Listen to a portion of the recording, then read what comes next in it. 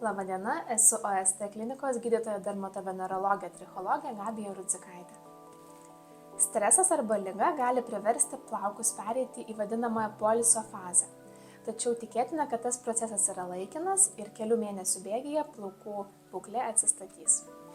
Tai gali būti dėl genetinių ypatumų, kuomet tiek vyrams, tiek moteriams pasireiškia būdingas androgeninis plaukų slinkimas. Vyrams dažniausiai tai pasireiškia smilkinių srityje, gali retėti plaukai viršugalvio plote.